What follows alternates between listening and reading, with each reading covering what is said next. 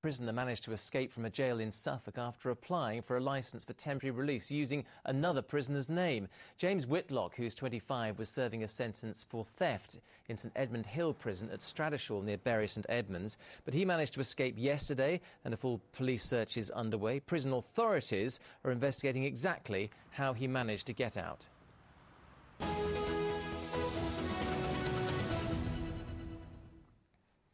Now, there are well over 100,000 Portuguese people living in our region. And it was a big day for their football fans as the team took on the Ivory Coast this afternoon. But in Great Yarmouth, where the Portuguese community is around 5,000, flags, shirts and scarves were all noticeable by their absence. Natalie Gray reports now on how some fans are too afraid to show their true colours. A rare sight in Yarmouth, a Portuguese fan proudly wearing his team's football strip on the street. No flags fly from the 8 Portuguese cafes, 3 Portuguese restaurants and other half a dozen Portuguese businesses here. The reason? Because they are afraid. Really? Yeah. Has there been trouble? Yes. On the street Saturday, a guy wear a Portuguese t-shirt and some English come beat him. Another cafe owner said it was just too risky to fly his country's flag. Because normally here in Yarmouth, if someone put a flag in the window or something, in the next day maybe the window is broke. All this even though relations between the local communities and the Portuguese have improved enormously since the evening of the 24th of June 6 years ago. English football fans attacked this Portuguese pub in Thetford after their team was knocked out of Euro 2004.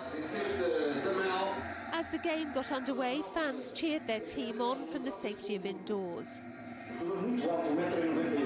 It was reported that it was the police who'd warned this community not to fly their flags. But Norfolk police says there's no truth in the rumours. They say, to be clear, we have no problem with England supporters or indeed the supporters of any other country demonstrating the support of their team.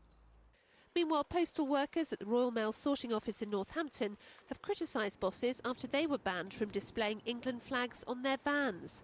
But Royal Mail says flags can be displayed in their offices instead, and workers can listen to live radio commentary during matches.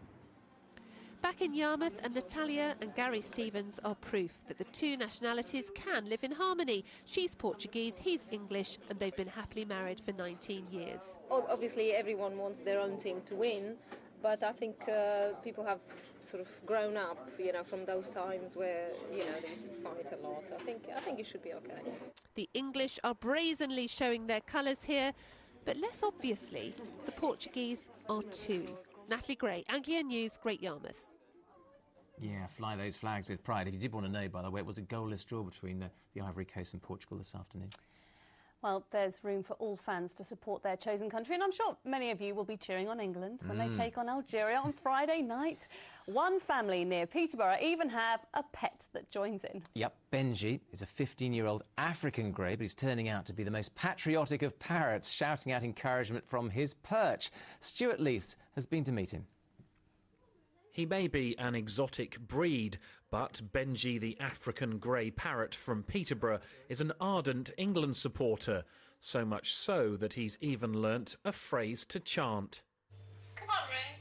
Yes, Benji's rooting for Wayne Rooney. Come on, Ray.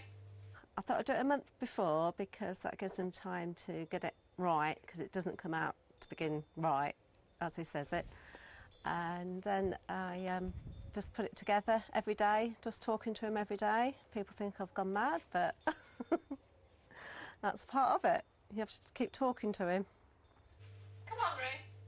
It's no surprise that Benji's an England supporter when you see the outside of the family home. We're Rooney mad in this house.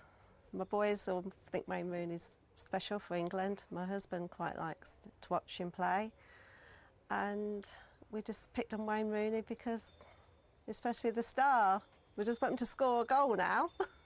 Elsewhere in the animal kingdom, these sheep are also supporting England, decorated by a farmer at the village of Cottingham near Corby.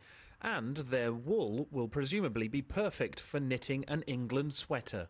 Back here with Benji, I think it's fair to say that if England's performances don't improve, he'll be as sick as one of his proverbial feathered friends. Come on, Ray.